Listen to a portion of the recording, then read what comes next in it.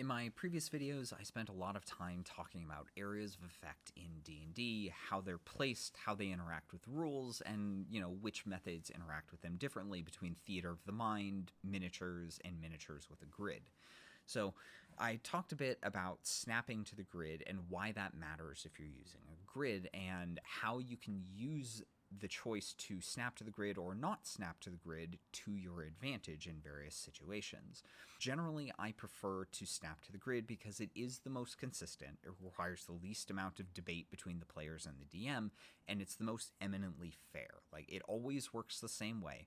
You always know exactly what you're getting, and no one's going to do anything. Like, what if I turned this cube 45 degrees and tried to get the corners into those extra spaces? Does that get me anything?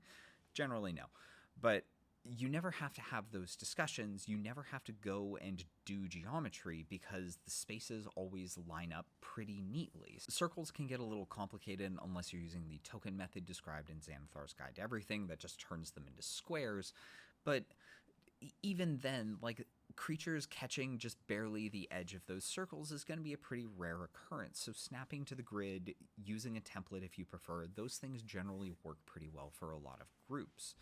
But I still do prefer the token method. It's pretty close to what you're going to see in a VTT as well, because they'll try and calculate the areas of effect for you. But this isn't a one-size-all situation.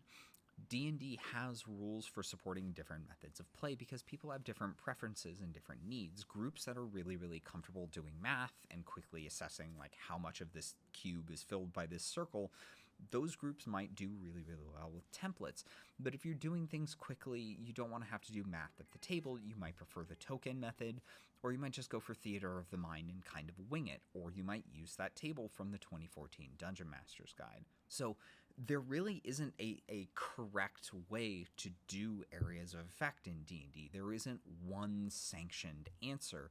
There are some methods that are specifically described, like I said, method 1, method 2, method 3. That's theater of the mind, miniatures on a grid, miniatures without a grid, and like those methods work very well within the text of the rules.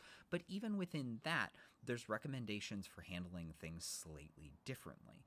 The only baseline expectations are, if you're playing on a grid, your origin point for areas of effect is always a grid intersection, and from there, there's very little that's very strictly enforced. So there isn't necessarily a right answer. Find what works for your group, and if none of the answers work for you, then figure out something else.